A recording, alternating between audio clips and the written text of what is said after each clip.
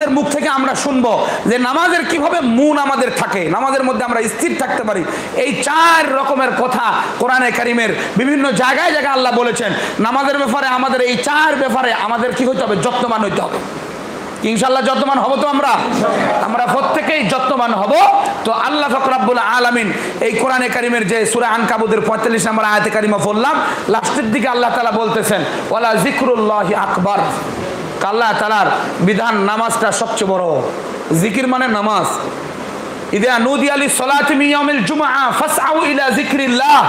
যখন জুমার দিন আযান দেওয়া হয় তখন জিকিরের জন্য দৌড় দাও। তো এই জিকিরের তাফসীরের মধ্যে নামাজের কথা আসছে, খুতবার কথা আসছে।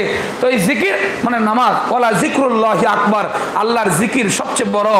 আল্লাহর জিকির সবচেয়ে বড় মানে আল্লাহর নামাজ বড়। আমার কাজ ছোট, নামাজ বড়। আমার দোকানদারি ছোট, নামাজ বড়। আমার ব্যক্তিগত স্বাধীনতা যা কিছু থাকুক সবগুলোই ছোট, নামাজ বড়। এটার জন্য আপনার সাধনা করতে হবে, এটার জন্য আপনার মেহনত করতে হবে, এটার জন্য আপনার ট্রেনিং দিতে হবে, এটার জন্য মাদ্রাসায় আসতে হবে। সহি ওলামায়ে কেরাম, হক্কানি ওলামায়ে কেরামের খানকায় যায় আমাদের এই সাধনা গ্রহণ করতে হবে যে নামাজই সবচেয়ে বড়। এটার জন্য আমার মেহনত থাকলে কোনো দিন আমার নামাজে গাফলতি আসবে না। ইনশাআল্লাহ আমরা করবো তো ইনশাআল্লাহ। এই জায়গায় আমরা জুড়ে যাব ইনশাআল্লাহ।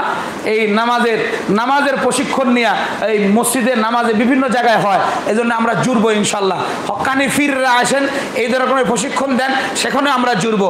তাবলিগে যায় নামাজের সেই মেহনতের উপরে আমাদের কিছু শেখানো হয়, সেখানেও আমরা জুড়বো। আল্লাহ তাআলা আমাদের প্রত্যেককেই এই নামাজের ব্যাপারে যত্নবান হওয়া, বিশেষ করে নামাজের ব্যাপারে হেফাজত আমাদের থাকা, দায়িত্ববোধ থাকা আল্লাহ তাআলা প্রত্যেককেই কবুল করেন। বলেন আমিন। ওয়া আখিরু দাওয়ানা আলহামদুলিল্লাহি রাব্বিল আলামিন। আসসালামু আলাইকুম ওয়া রাহমাতুল্লাহ।